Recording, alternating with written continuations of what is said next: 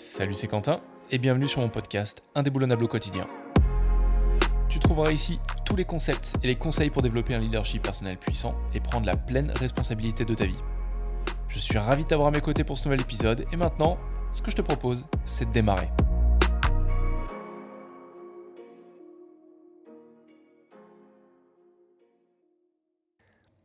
Salut, c'est Quentin et bienvenue dans ce nouvel épisode. Ce nouvel épisode qui est un peu spécial parce qu'en fait, on est le 1er décembre et sur tout le mois de décembre, je vais faire un test. Je vais créer un show, mon show personnel, le show du podcast Indéboulonnable, façon de parler, un peu à l'américaine. Non, pas du tout en vrai. Mais le seul truc qui va se différencier, c'est que tous les jours, je vais te sortir un épisode. Et tous les jours, il sera disponible sur mon podcast et également en vidéo sur YouTube parce que j'enregistre toutes les vidéos. Le but étant de tester un nouveau format, d'être un peu plus régulier, même si je sors 2 podcasts par semaine depuis déjà maintenant un petit moment. Mais j'ai envie de tester un nouveau format. Et aujourd'hui, j'ai envie de commencer par te parler d'objectifs. Pour moi, c'est vraiment important. Parce que comme je te l'ai dit, on est le 1er décembre et dans un mois, jour pour jour, on arrive au 1er janvier. Le 1er janvier, c'est toujours le moment où on se fait des résolutions sur sa nouvelle année. Je me remets au sport, je me remets à ci, à ça, j'arrête de fumer, je crée ma nouvelle boîte, je lance ce nouveau projet, je lance ce nouveau produit. Mais il s'avère que 98% des Français, en fait, c'était une enquête CAPA de 2019 qui avait montré ça, que 97-98% des Français en fait, se fixent des objectifs, mais que 89% 2 mois après, ils ne s'y tiennent absolument plus. Alors, la semaine prochaine, je vais te parler uniquement des habitudes. De lundi à vendredi, il va y avoir 5 épisodes qui seront dédiés. Je vais t'apprendre à comment est-ce que tu peux créer des habitudes en 5 étapes. Pas en te bassinant avec James Clear, qui a écrit Atomic Habits, qui est le best-seller sur les habitudes que tout le monde connaît, mais en parlant de lui, de son bouquin, mais aussi de Beji Foggs, de Leo Barnada, que j'aime beaucoup, qui ont créé des super bouquins, et aussi de Dan Coyle. Tous les livres que j'ai pu lire en fait sur les habitudes, je vais t'en faire une synthèse la semaine prochaine. Mais avant de parler des habitudes, quand on se fixe une habitude, en fait, derrière tout ça, il y a un objectif.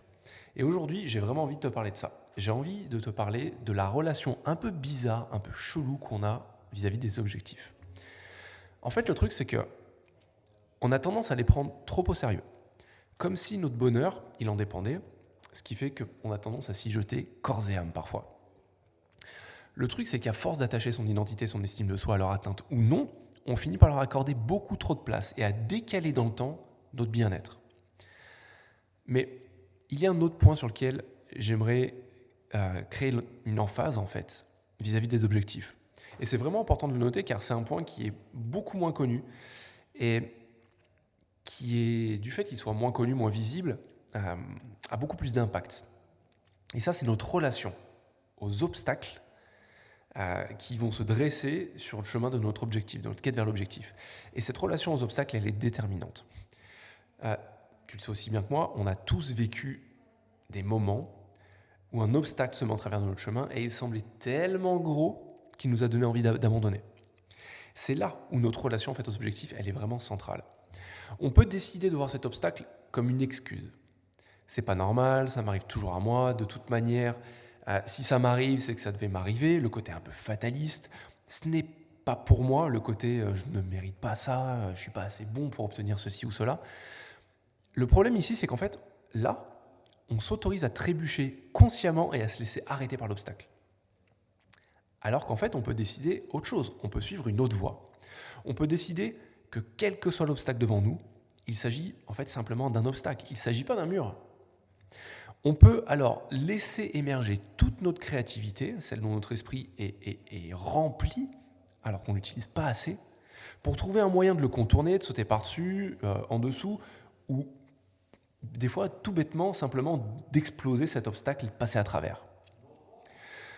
Bien que j'aimerais te dire que c'est ma mentalité depuis toujours, plusieurs fois, je reste humain, je me suis laissé trébucher volontairement. Mon obstacle, ça a pu être la fatigue, ça a pu être ma fille qui a engendré trop de fatigue, ou qui me prenait trop de temps, ou le fait qu'être papa et entrepreneur, c'était des choses qui n'étaient pas compatibles au début. Je me suis même laissé avoir par l'endroit où j'habite, de me dire ici, il n'y a pas assez de potentiel, il n'y a pas assez de cash, il n'y a pas assez d'entreprise, parce que j'habite dans une petite ville. Ça peut être le manque de soutien de ma femme, ça peut être le manque de soutien d'amis, ça peut être parfois les planètes qui sont pas alignées. Bref, tu le sais aussi bien que moi, quand tu veux trouver des excuses pour te faciliter la tâche et te faciliter, on va dire, un raisonnement du fait que tu n'as pas atteint un objectif, on est très fort pour trouver ça. On est très très fort en tant qu'être humain pour se trouver des excuses. Mais le truc, c'est que bien sûr, il faut faire preuve de bienveillance. Moi, j'ai fait preuve de bienveillance envers moi-même lorsque ça m'arrive. Et ça m'arrive toujours, car je sais en fait à quel point la vie peut être rude à certaines étapes du voyage. Il y a des maladies, tu perds des membres de ta famille, tu perds des amis, il y a eu le Covid, il y a eu plein de choses. Mais j'ai aussi conscience que maintenant, en tout cas, c'est une honte de donner autant de pouvoir à un foutu obstacle, en fait. De lui laisser être une excuse pour ne pas atteindre les objectifs qui comptent. Parce qu'au final, quand tu veux vraiment quelque chose, la question qu'on a tendance et que tu as tendance à te poser, et je dis tu parce que en fait, je me rends compte en travaillant avec mes clients que c'est la question qu'ils se posent, donc logiquement tu te la poses parce que je me la pose aussi, c'est une question pas terrible, c'est comment est-ce que je vais atteindre cet objectif ? Comment est-ce que je vais obtenir ce que je veux ? Alors qu'une meilleure question, ce serait plutôt, si vraiment cet objectif y compte pour moi, qu'est-ce qui au final va pouvoir m'arrêter ? On n'est pas du tout sur la même dynamique. Un truc que j'ai remarqué avec ceux qui ne jurent que par la fixation d'objectifs, c'est qu'ils jouent en fait à la balle avec eux-mêmes. Ils utilisent leur bonheur et leur estime de soi comme une balle. Ils l'envoient, leur objectif, ils envoient la balle, ils envoient leur amour, leur estime de soi, et ils disent tiens, je vais aller le chercher et je serai heureux quand j'aurai rattrapé la balle. J'ai une petite prise de conscience à t'apporter ici. Tu n'as nulle part où aller. Tu es déjà là. Tout ce qui compte, c'est le présent. Le passé, c'est le passé. Le futur, il n'est pas encore créé. Le seul moyen, la seule action que tu puisses mettre en place pour le créer, c'est maintenant. C'est de prendre les actions maintenant qui vont te permettre de créer pas à pas, marche après marche, minute après minute, heure après heure, jour après jour, le futur que tu veux créer. Ni plus ni moins. Un objectif, il doit être fixé pour définir un cap qui te fait kiffer, fondamentalement. Et ensuite, par contre, tu dois tout donner à chaque instant, être engagé chaque jour dans son atteinte. Mais c'est là, et je te laisse sur ce raisonnement qui est hyper important, c'est là que tu dois mettre en place tout cet engagement et toute cette volonté d'y arriver, tout en te détachant de son atteinte. Parce qu'au final, on a tendance à beaucoup trop faire reposer notre bien-être, notre bonheur, sur notre capacité à atteindre nos objectifs. Je serai heureux quand ? Je me sentirai bien quand ?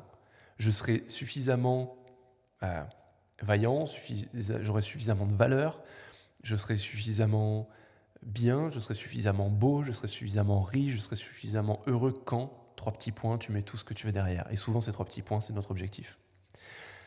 Et au final, tu vois, c'est peut-être ça, le secret du bonheur. C'est peut-être ça, le secret des objectifs qui valent le coup d'être poursuivis. Si tu as retiré une idée de cet épisode, je t'encourage vivement à passer à l'action et à la tester dans le monde réel. Tu peux aussi m'aider et mettre 5 étoiles à ce podcast pour le promouvoir. Enfin, si tu veux aller plus loin, je t'invite à rejoindre ma newsletter en description dans laquelle je délivre mon meilleur contenu, mais aussi à lire mon livre indéboulonnable, Stratégie pour renforcer son esprit et son mental. En attendant, je te dis à la prochaine, juste ici sur le podcast Indéboulonnable. Ciao!